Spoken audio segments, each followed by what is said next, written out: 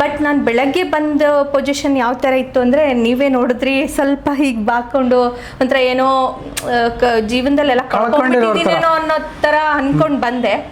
But ಇವಾಗ ನಾನು ಇದೆಲ್ಲ ನಿಮ್ಮದು ಸ್ವಲ್ಪ ಇದೆಲ್ಲ ಟ್ರೀಟ್ಮೆಂಟ್ ಎಲ್ಲ ಮುಗಿಸಿದ್ರಿ. ಬೆಳಗ್ಗೆ ನಾವು 10:30 11ಗೆ ಬಂದವರು, ಈಗ 4 ಆಗಿರ್ಬೋದು, ಮೇ ಬಿ 5 ಇಲ್ಲಿ ತನಕ ನೀವು ಟ್ರೀಟ್ಮೆಂಟ್ ಕೊಟ್ರಿ. ಬಟ್ ಇವಾಗ ಹೇಗಾಗ್ತಾಯಿದೆ ಅಂದರೆ ನಾವು ಆ ಕಡೆಯಿಂದ ಬಂದಿರೋದು ಒಂಥರ ಆದರೆ ಈ ಕಡೆಯಿಂದ ಹೋಗ್ತಾ ಇರೋದು ತುಂಬ ಹುಮ್ಮಸ್ಸಲ್ಲಿ ಖುಷಿಲಿ ಹೋಗ್ತಾ ಇದ್ದೀವಿ ಸರ್. ಎಷ್ಟು ವರ್ಷ ನಿಮಗೆ? 34 ಅಲ್ಲ?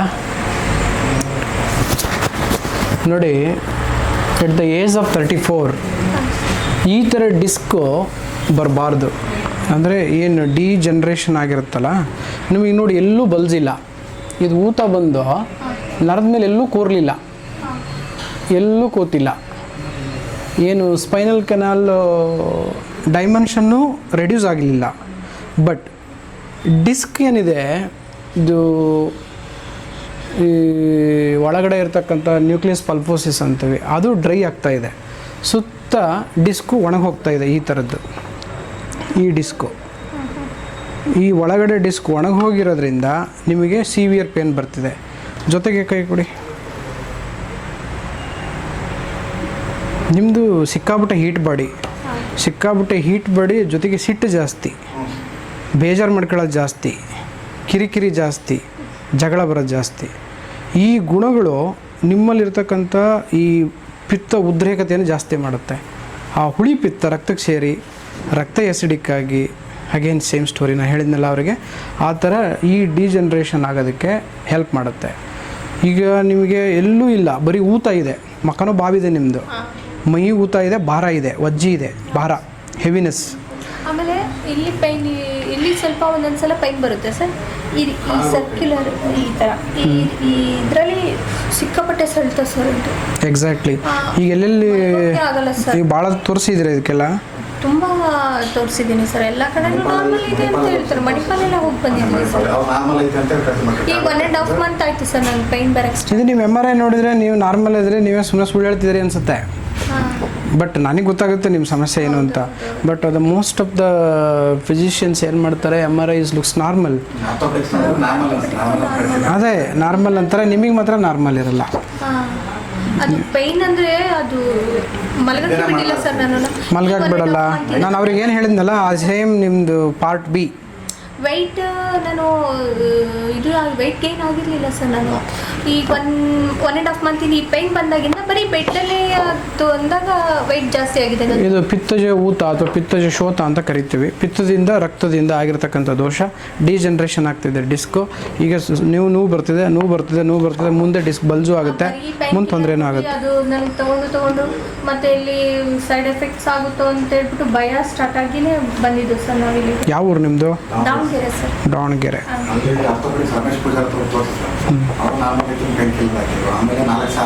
ತುಂಬ ಪೈನ್, ಏನು ಪೈನ್ ಕಿಲ್ಲರ್ ತಗೊಂಡ್ರು ಕೂಡ ಅಲ್ಗಾಡ್ತಾ ಇಲ್ಲ ಸರ್. ಪೈನ್ ಕಿಲ್ಲರ್ಗೂ ಅದು ನೋವೇಂತೂ ಕಮ್ಮಿ ಆಗ್ತಾ ಇಲ್ಲ. ಏನೋ ಸುಮ್ಮನೆ ಸಮಾಧಾನ, ಸ್ವಲ್ಪ ಏನಾದರೂ ಕಮ್ಮಿ ಆಗುತ್ತೇನೋ ಅಂತ ನೋಡ್ಬೇಕಾಗ್ತದೆ. ಅಲ್ಲ ಥಿಂಗ್ ಈ ಥರ ಇದೆ ನಿಮ್ಮದು. ಇವ್ರದ್ದು ನಿಮ್ದು MRI ಕೊಡಮ್ಮ, ತೋರಿಸ್ತಾನೆ ಡಿಫ್ರೆನ್ಸ್.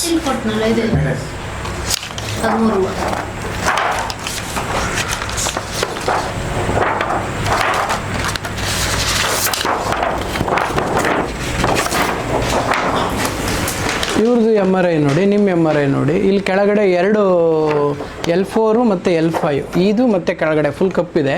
ಮೇಲ್ಗಡೆದು ಇದ್ರಲ್ಲೇ ಸ್ವಲ್ಪ ಲೈಟಾಗಿ ಕಪ್ ಕಡಿಮೆ ಇದೆ.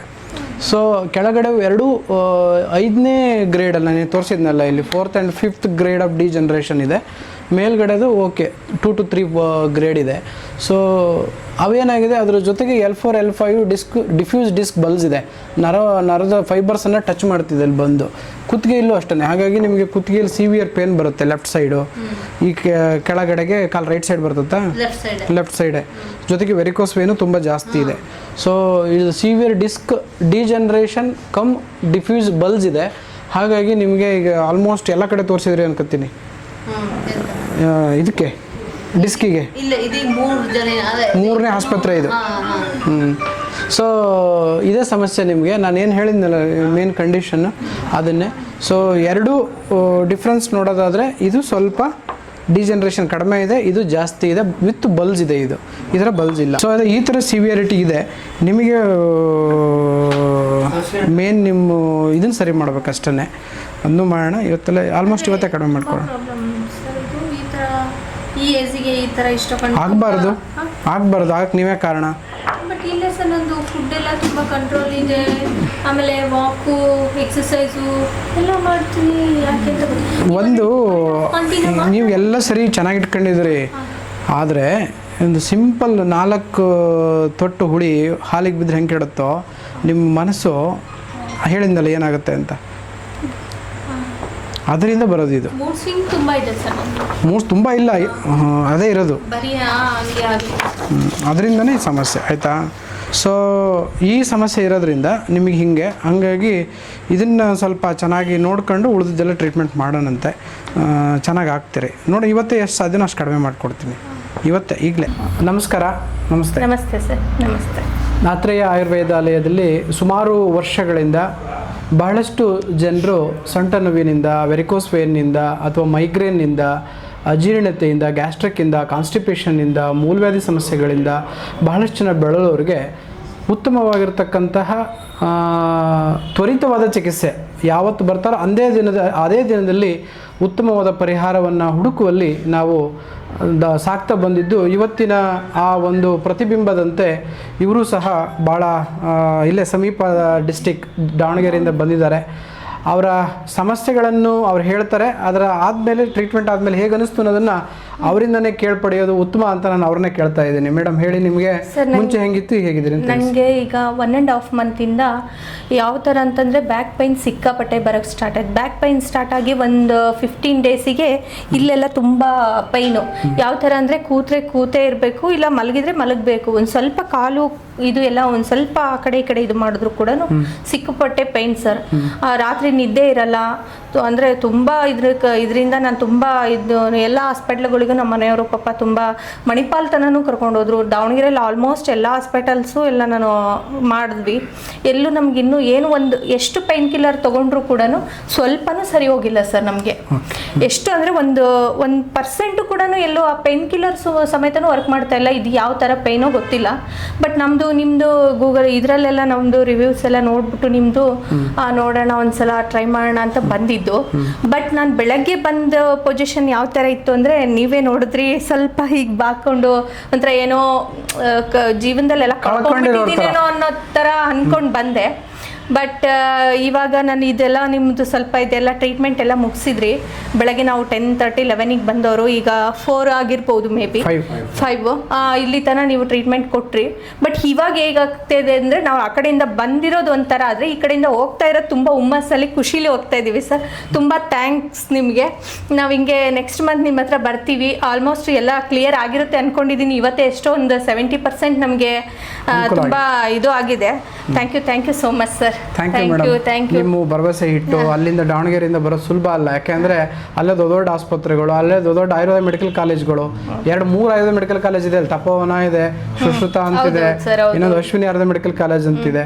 ಅವನ್ನ ಬಿಟ್ಟು ಮೆಡಿಕಲ್ ಕಾಲೇಜ್ಗಳನ್ನ ಬಿಟ್ಟು ನಮ್ಮ ಹತ್ರ ಬಂದಿದ್ದೀರಿ ಅಂದರೆ ಅದು ನಮ್ಮ ಭಾಗ್ಯ.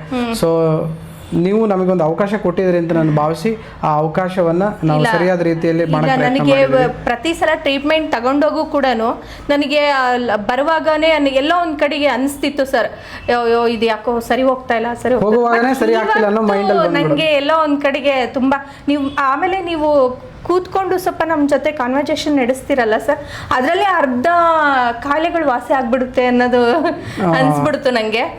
ಏನೋ ಒಂಥರ ತುಂಬ ಖುಷಿ ಆಯ್ತು sir. Thank you so much. Positive vibes. ಹೌದು, ಖಂಡಿತ ಮೇಡಮ್. ಆ್ಯಕ್ಚುಲಿ ಏನು ಅಂತಂದರೆ ಆರೋಗ್ಯ ಆಕಾಂಕ್ಷೆಗಳಲ್ಲಿ ಸುಮಾರು 100ರಲ್ಲಿ 70% ಸೈಕೋಸೊಮ್ಯಾಟಿಕ್ ಸಮಸ್ಯೆಗಳೇ ಅಂತೆ. ಅಂದರೆ ನಾವು ಅವರಿಗೆ ಮನಸ್ಸನ್ನು ಅರ್ಥ ಮಾಡ್ಕೊಂಡು ಆ ಮನಸ್ಸಿಗೆ ಅನುಗುಣವಾಗಿ ದೇಹದ ಪ್ರಕೃತಿನ ಅರ್ಥ ಮಾಡ್ಕೊಂಡು ದೇಹದ ಪ್ರಕೃತಿಗೆ ಅನುಗುಣವಾಗಿ ಚಿಕಿತ್ಸೆ, ಮಾತು, ಅವರೊಂದಿಗೆ ನೋವಲ್ಲಿರ್ತಾರೆ, ಆ ನೋವಿಗೆ ನಾವು ಯಾವ ರೀತಿ ಸ್ಪಂದಿಸೋದು, ಅಥವಾ ಅವಕ್ಕೆ ನಾವು ಪ್ಲೀಸಿಂಗ್ ಆಗಿ ಹೇಳ್ಬೋದು, ಇಲ್ಲ ಸ್ಟ್ರಾಂಗ್ ಆಗಿ ಸ್ವಲ್ಪ ಸಿಟ್ಟು ಮಾಡಿ ಹೇಳ್ಬೋದು. ಅದು ಯಾವುದೇ ಹೇಳಿದ್ರು ಆ ಪೇಷಂಟ್ ಒಳಿತಿಗಾಗೇ ಇರಬೇಕು ಅಂತ ನಾನು ಭಾವಿಸ್ತೇನೆ. ಸೊ ಅದೇ ರೀತಿ ನಾನು ಇವತ್ತು ನಿಮ್ಮ ಕೌನ್ಸಿಲಿಂಗ್ ಎಲ್ಲರಿಗೂ ಮಾಡಿದ್ದೀನಿ, ಅದರಲ್ಲೂ ನಿಮ್ಮೊಬ್ರಿಗೆ ಮಾಡಿದ್ದೀನಿ. ಅದು ನಿಮಗೆ ಹಿತ ಅನಿಸಿದರೆ ನಮ್ಮ ಭಾಗ್ಯ, ಅದು ನಮಗೆ ತುಂಬ ಖುಷಿ ಆಗುತ್ತೆ. ಇದೇ ಥರ ಇನ್ನೂ ಹೆಚ್ಚಿನ ಆರೋಗ್ಯ ಆಕಾಂಕ್ಷಿಗಳಲ್ಲಿ ಇನ್ನಷ್ಟು ಹೀಲಿಂಗ್ ಪವರನ್ನು ಭಗವಂತ ನಮಗೆ ಕೊಟ್ಟು ಅವ್ರ ಮುಖದಲ್ಲಿ ರೋಗಿಗಳ ಮುಖದಲ್ಲಿ ಆರೋಗ್ಯ ಬರುವ ನಗುವನ್ನು ಕೊಡುವ ಶಕ್ತಿ ಭಗವಂತ ಕೊಡಲಿ ಅಂತ ನಾನು ಭಾವಿಸಿ, ಧನ್ವಂತರಿ ಆಶೀರ್ವಾದ ಸದಾ ನಿಮ್ಮ ಮೇಲೆ ಇರಲಿ. ಆರೋಗ್ಯ ಹೀಗೆ ನಿಮ್ಮ ಜೊತೆಗೆ ಸದಾ ನಗ್ನಗ್ತಾ ಆರೋಗ್ಯವೇ ಭಾಗ್ಯ ಅನ್ನೋ ಒಂದು ಸಿದ್ಧಾಂತದ ಅಡಿಯಲ್ಲಿ ನೀವು ಬದುಕಿ ನಿಮಗೆ ಖುಷಿ ಆಗ್ತದೆ. ಜೊತೆಗೆ ಇರೋಷ್ಟು ದಿನ ಭಾಳ ಅದ್ಭುತವಾಗಿ ನೀವು ಜೀವನ ಕಳೀಬೋದು ಆರೋಗ್ಯವಾಗಿದ್ದರೆ. ಹಾಗಾಗಿ ಹೇಳ್ತಾರೆ ಒಂದು ಕಡೆ, if you lost health everything is lost, if you lost money something is lost ಅಂತ. ದುಡ್ಡು ಕಳ್ಕೊಂಡ್ರೆ ಗಳಿಸ್ಬೋದು, ಆರೋಗ್ಯ ಕಳ್ಕೊಂಡ್ರೆ ಗಳಿಸೋಕ್ಕಾಗಲ್ಲ. ನಿಮಗೆ ಗೊತ್ತಿರ್ಬೋದು, ಮನೋಹರ್ ಪರಿಕ್ಕರ್ ಗೋವಾ ಮುಖ್ಯಮಂತ್ರಿ, ಅರುಣ್ ಜೇಟ್ಲಿ, ಸುಷ್ಮಾ ಸ್ವರಾಜ್, ಅನಂತ್ ಕುಮಾರ್ ಬೆಂಗಳೂರು, ಇವರೆಲ್ಲರೂ ಮೋದಿ ಕ್ಯಾಬಿನೆಟ್ಲಿ 10 ಜನದಲ್ಲಿ 4 ಜನ ಪ್ರಮುಖರು. ಆದರೆ ಇವ್ರಿಗೆ ಆರೋಗ್ಯ ಇರಲಿಲ್ಲ. ಅವ್ರವ್ರ ಮುಖ್ಯಮಂತ್ರಿ ಪೋಸ್ಟ್ ಹೋಯಿತು, ಇವರಿಗೆ ಅವ್ರವ್ರು ಏನೇನು ವಿದೇಶಾಂಗ ಸಚಿವ ಇದ್ದರು, ಎಲ್ಲ ಪೋಸ್ಟ್ಗಳು, ಹಣಕಾಸು ಸಚಿವರಿದ್ದರು, ಹೋದರೂ ಪೋಸ್ಟ್ ಹೋಯಿತು. ಇವರು ಆರೋಗ್ಯವಾಗಿದ್ದರೆ, ಜೀವನ ಇದ್ದಿದ್ರೆ ಈ ಪೋಸ್ಟ್ ಹಂಗೆ ಕಂಟಿನ್ಯೂ ಆಗ್ತಿರ್ತಿತ್ತು. ಅದಕ್ಕೆ ಹೇಳಿದ್ದು, ಆರೋಗ್ಯ ಇದ್ದರೆ ಮಾತ್ರ ಎಲ್ಲ, ಆರೋಗ್ಯ ಇಲ್ಲ ಅಂದರೆ ಯಾವುದೂ ಇಲ್ಲ. ಹಾಗೆ ಆರೋಗ್ಯ ಹೋದ್ರೆ ಎಲ್ಲ ಹೋಯಿತು ಅಂತ. ಹಾಗಾಗಿ ಆ ಆರೋಗ್ಯವನ್ನು ಕೊಡುವ ಒಂದು ಮಾರ್ಗವನ್ನು ದೇವರು ನಮಗೆ ತೋರಿಸಿದ್ದಾನೆ. ಅದೇ ರೀತಿ ನಾವು ನೀವು ಕೊಡೋಕ್ಕೆ ಪ್ರಯತ್ನ ಮಾಡಿದ್ದೀವಿ. ಅದರಿಂದ ನಿಮಗೆ ಖುಷಿಯಾಗಿದ್ದರೆ ಅದು ಡಬಲ್ ನಮಗೆ ಖುಷಿ ಆಗುತ್ತೆ. ಇನ್ನೂ ಹೆಚ್ಚಿನ ತೊಂದರೆಗಳು ನಿಮಗೇನಾದರೂ ಅನಿಸಿದರೆ ನಮಗೆ ಕಾಂಟ್ಯಾಕ್ಟ್ ಮಾಡಿ. ಡೆಫಿನೆಟ್ಲಿ ಅದನ್ನು ನಾವು ಪಾಸಿಟಿವ್ ತಗೊಂಡು ನಿಮ್ಗೆ ಏನು ಬೆಸ್ಟ್ ಮಾಡ್ಬೋದು ಮಾಡಿಕೊಡ್ತೀವಿ. ತುಂಬ ಚೆನ್ನಾಗಿ ಮಾತಾಡಿದ್ರಿ, ತುಂಬ ಜಾಣರಿದ್ದೀರಿ. ಆರೋಗ್ಯನೂ ಈ ಜಾಣತನದಲ್ಲಿ ಕಾಪಾಡ್ಕೊಳ್ಳಿ ಅಂತ ಹೇಳ್ತಾ ನಿಮ್ಗೆ ವಂದಿಸ್ತೀನಿ. Thank you.